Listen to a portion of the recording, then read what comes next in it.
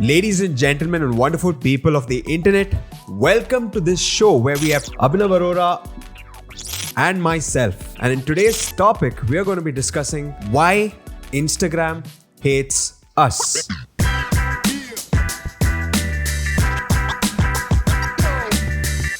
So, Abhinav, Hola. Tell me. you have been seeing recent success on Instagram as a creator. Why would you say Instagram hates us? Instagram is a necessary evil in my life. For those of you who don't know, I recently hit the mark of 70,000 followers on Instagram.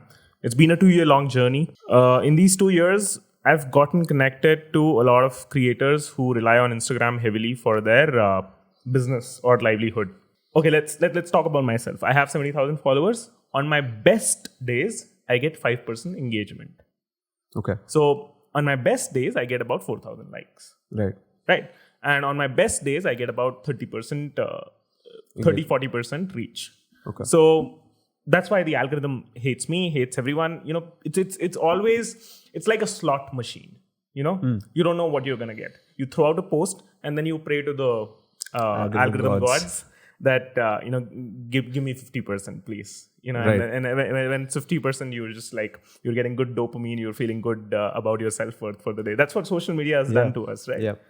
So It's interesting that even big creators, face the same problem. Yeah, dude. Because the algorithm keeps changing. So then they also, even if you have hacked one side of the algorithm, later it changes. Now you have to go a different path that's completely different from what you've been doing. Has this always been the case? Actually, no. I think I first heard about Instagram in 2011 or 2012. I was still pretty active on Facebook back then. Yeah. But School then days. I also, saw my friend circle flocking to Instagram. We were active on Facebook and Instagram both. So yeah, that's when I first heard about Instagram, and I made my first account on Instagram in about in 2013, 2014 when I was in college. I think back then, Instagram wasn't even a social media platform. It was like Facebook was It the was a OG. photo sharing app. Yeah. That's what you Facebook mean? was the social media platform. Instagram was more where you just post pictures. It had that brown icon with the 3 colors. Yeah, it looked like the Polaroid camera. Yes. So it had DMs, right? There were no stories. There was just I wasn't photo even sharing. there on it. I was more, I hopped on way later on. I came in around 2014 Because I was never a photo guy.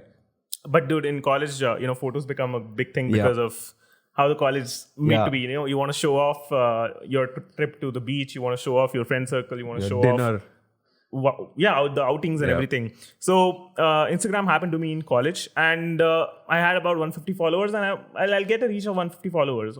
There was no way to track it because I didn't have a business account. I had a personal account, but I would get reach of all of these guys. And back then, engagement would be 30%. Today, the reach is 30%. Eventually, I grew to 500ish followers, but then I used to get all of those guys. Late 2015 is when Instagram opened up to ads. This similar thing happened with Facebook as well. Facebook first reached, I think, 1 million users. Then they opened up to ads. Instagram opened up to ads sometime in 2015. This was before Facebook took up Instagram. I think that acquisition happened in 2012. Right. But in 2015, Instagram opened to Facebook ads. Like when you run Facebook ads, you also had an option to run it to Instagram now. Right.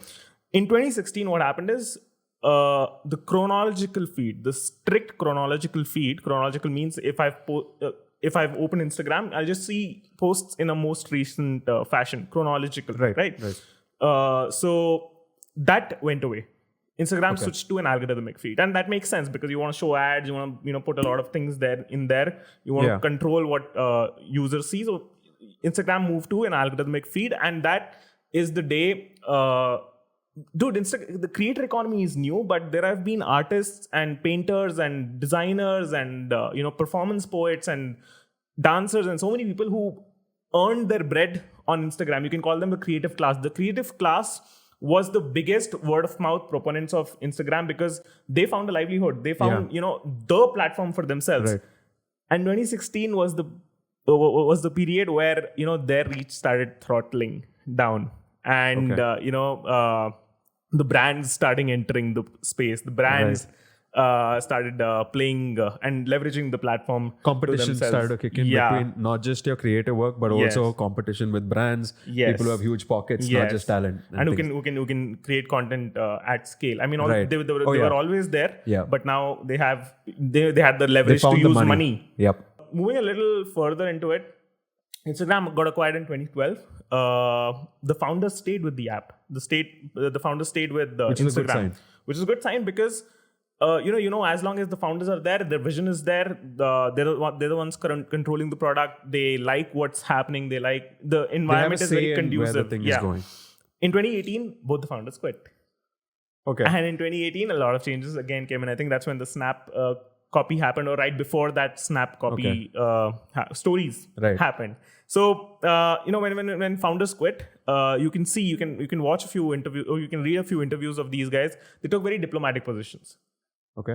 They were like, okay, we quit because of so and so reasons. The real story doesn't make it out. Right. But that's what happened. You can see a range of changes. After that, when Facebook took full control, Even the Facebook always had platform control. changed. Yes. From being just a photo Yes, sharing yes, app, yes.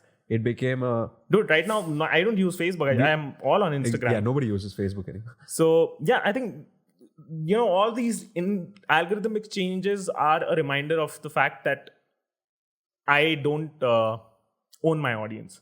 Or it's a bad word to say own your audience, but, I don't have full engagement control. I don't own the relationship with my audience. It's still that slot machine. You Yeah, don't know it's Instagram that owns the audience, and I always, I go and seek permission from Instagram algorithm lords. What do you want? What kind of content do you want me to create so that I can reach my audience that has already subscribed to me? Please tell me, how do I do that? So that is the problem, and that's a feeling of powerlessness that every creator hates. And we don't have an alternative. I'm pretty sure Instagram wasn't evil in coming up with an algorithmic approach. I think the shift from chronological to algorithmic meant, like, if it's chronological, even if someone posts a shitty post, just because he posted it now, if someone's on at that time, they would see it. But with algorithm, what they were like, the one that most people want to see is what we will show. The problem happened when what most people wanted to see was not exactly what they really was supposed to or wanted to see. Right? But I like this point that you brought up where you said owning your audience, because as when I was running, the community management aspect, I realized this entire idea of community. And What's the community management aspect you were running? Like, we were on Discord. We Okay. were trying to manage the Discord server. Like, we were transitioning even as a brand from being just creators, like the 3 creators and their audience, to building a full-fledged community. You're talking about Avalon's Discord. Avalon's server. Discord. Okay. And that idea of a community, so that I want to bring out the difference between a community and an audience. Okay. Like, so far, when you say Instagram, I still consider that an audience. Even though Facebook, Instagram, they're all labeling their platforms as to reach out to the community, connect different people of the world. I don't think they're doing it that well. Okay. Like, even if it's a YouTube, there's a community tab, but I don't buy into it. I feel like it's a video sharing platform where you have an element of community, maybe. Dude, the fun thing about YouTube is I can subscribe to whoever I like. My home feed will only be curated by all the junk that YouTube tricked me into watching, and just it keeps throwing junk on my home feed, and I keep watching that junk. Whatever I've subscribed to is in probably the 3rd or 4th column. And just having like one aspect of like and comments, like the YouTube community likes and comments, that's there even on any other place. So what is the difference between an audience and community is very important. And I start with the definition of a community. You spoke about Discord. How does Discord come into this play? So Discord started off where a lot of gamers came in. They started playing around with it.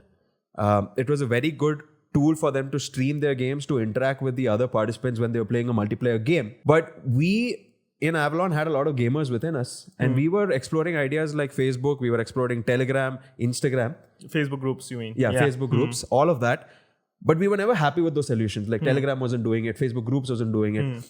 So then, because we had a lot of gamers within the team, they were like, there's this thing called Discord. Why don't we try that? We started, and that around the same time that fortunately or unfortunately, obviously unfortunately, the pandemic hit. But fortunately for us, we were riding the wave where Discord also transitioned from a gaming platform to a community platform. Right. the definition of what is a community, like we've been throwing the word community, social media platforms have been throwing the word community, but the key difference being that a community is a segment of people who form relationships, who build relationships based on a certain, say, interest, goal, or an experience, a shared interest, goal, experience. So wait, what you're saying is, let's say I have an audience. Until the point these 70,000 followers start interacting amongst themselves. The icebreaker can be me, but they have to start interacting amongst themselves. And as long as they're not doing it, that as long as, they have a direct connection with me, but not amongst each other, it's not a community. Exactly. See, you might be like, hey, so I have I post an Instagram post. My friend, one of my fans commented on it. Someone liked that. Someone replied to that comment. Haven't they formed a relationship there? No. That's not where you form a relationship. Now, a very simple example that I can give, say, it's dinner time right now, and we have, say, 3 flatmates. Okay? Try not to get too caught up into the example here, but try and understand the nuance here. Okay? I say have 250 rupees. Okay. My flatmate has 250 rupees and my third flatmate has 250 rupees. And we say want to order some fried chicken. Okay. Now one meal costs us, say, 250 rupees. What I can do is I can go to the fried chicken restaurant, give that 250 rupees and I can get the meal. My flatmates can do the same thing too. But say the restaurant has one 4th item in the menu, a combo meal. Pay 750 rupees and get the value of a 5-man meal. Okay. At a discounted rate. And that key aspect of a discounted rate is where a community thrives. The 3 of us came together in the hall and we're like, dude, I also want fried chicken. You also want fried chicken. You also want fried chicken. Why not put the money together so that we can combine and buy that combined combo rather than doing 3 individual transactions where we might get something. Like we get what we want, but here we're getting something at a huge discount. We maybe get something extra. Right? So that's a beautiful aspect of a community and a relationship where we first come with a trust-based relationship and we are like, hey, let's collaborate together. Got it. Okay. So, I mean, you seem very experienced and it feels like you've played with the realm of communities. And you spoke about Discord. Avalon having moved its audience to a Discord server, and something else happened there which wasn't happening on other social platforms. So let me really bridge the gap. There are a lot of creators that might be watching it, social media managers who are watching it, who are very active and doing all kind of Twitter campaigns, Instagram campaigns, and putting a lot of effort in that. What are you suggesting to these guys? Because clearly, as per your definition, these guys have an audience, they don't have a community. Is there any value in building a community for these guys and creators like me? Or, bridge the gap for me. How are communities related to Instagram algorithm not being too nice to us? The biggest difference between, say, an Instagram versus, say, a Discord, a community platform, whereas a platform where you just interact with your audience, is the idea of compounding growth that happens. So, for example, I give out value in the form of my content. Now I get Who are you? I may be a creator, like the creators that you mentioned who are waiting here. So I put out some content which is value to the audience. And now what the audience will do, say in an Instagram, is they'll give a like or a comment, relationship over. I wouldn't even call that a relationship, I'll call that a transaction. I put out content, you give me a like. They react. Exactly. Whereas a community would be where I give out content, you look at that content, you build on top of my content. You build on top of my content. Now you're also giving me content, which I'll refuel into my flywheel. Dude, this is, I think, the perfect example. This is what Reddit has been doing forever. This is what Quora has been doing forever. Because, dude, when you're searching for a question and you pop it up on Google or you write it on Google, you get Quora results. Right. Then what happens on Quora? Someone's asked a question. Yeah. But the discussion that follows in the answers is great. And it's even better on Reddit. Because in Quora, it's again question and answer are kind of bifurcated. In Reddit, it's just like threads. Right. So that is the clear outliner between why you should simply not just have an audience where you're just putting out content, hoping for a like, putting out content, hoping for a comment. Rather than you put out content and you hope that people engage with it. You put out content that resonates with them. that is part of your shared experience, what you know. You try to foster relationships. There's a lot of giving. There's a lot of giving, and that is the beauty of it. The best relationships start with trust, and giving. So let me summarize. What you're saying is, if you do end up building a community, find a community building platform for yourself, move your audience there, away from the Instagram algorithm. Be on Instagram because of the scale. You get to meet new people. Perfect top of the funnel. Yeah. And then funnel your audience down to a reservoir or a safe space, safe house that could be Discord perhaps or Telegram, and let the community interact there, and you be the icebreaker. The platform is not very important. It depends on what kind of community you have. Like a professional community may prefer Slack, whereas different communities a lot will of have different developers platforms. prefer Slack. Like I've still not found the best platform for a creator. But that's not the point. The point being that top of the funnel aspect that you spoke about is exactly this. When I'm on YouTube, I see all kinds of content. Right. You will see all of that. They're all in the top of the funnel. Eventually, it filters down. And it reaches those people who are there, who are your champions, who are these guys are the ones that I want to give my best for. Like it doesn't matter. Like I don't want to give my content out, throw it out there for some person just randomly scrolling it and be like, "Tu kya kiya hai?" Yeah, what is this nonsense? Because I was not making it for you. I'm making it for another guy, and that guy is finding value. So basically, move your relationship to the next base. You might discover each other on Instagram, but move it to the next base. That could be WhatsApp, could be Telegram, could be whatever. Then, are you saying that once you've cracked the community, I'm sure it's a hard work, and since you've been a community manager, I assume it's a full-time job. You need a human to man it and facilitate interactions. That's what happens in all the offline communities. Do these communities grow? You said compounding growth. Do they grow faster? What really happens? Do the current users pull other people into the community? I think that's beautiful because do you have an example of any famous brand doing this? I want to give the example that we had ourselves. Okay. And also say we brought out the Reddit topic too, how they did it. So, and we had very similar stories. So the same example will go for both. The transition happened where Avalon was in itself a very small group of people. In the Telegram days, we grew from say 2,000, 10,000 different groups. And at that time, say the community manager, the person who was heading or moving the community was Varun, right? And there was a lot of, I would say it's just a bunch of people sitting together. It's the tribe stage, a group of people with a shared interest. They were just talking. But as we started to see scale, when we went from say 10,000 to 50,000, you can't expect one man to stay there all day and interact with them. And most of the people there don't even know who or what that is. So I took up that stage. And my role was not to just give out cool ideas, or my role was more step back, facilitate an environment. Facilitate an environment, be the guy who is watching and making sure that people want to use that. You're like the caretaker. I was more like the housekeeper, the caretaker. Yeah. Right? So it's more like in a house, there's a reason why people come to the house because, hey, there's a cool guest. That is where the day started off. But as the party gets bigger, now the host has to take off more of a role of making sure everyone's having fun. Yeah, come for the host, come for the invitation, but stay for the people who are there, stay for the conversations. Yeah. Super cool. And awesome, man. Any other case study that you want to talk about? Yeah, the Reddit story was very similar too. Even as you scale, if you're looking to scale with your community, there are different stages that you have to take, which we will probably discuss later on too, on how you can scale things. So for example, Reddit pre-2015, I think, they were also a very small, tight-knit community. Everything was going really well. But as people, it's always a question of who is getting more from this relationship. Is it the creator or is it the audience? And the beautiful idea of a community comes in when everyone feels that what they are getting is more. The creator also feels he's getting more from the community. The audience also feels getting. It's the same like the fried chicken example. We all felt like we got more from it.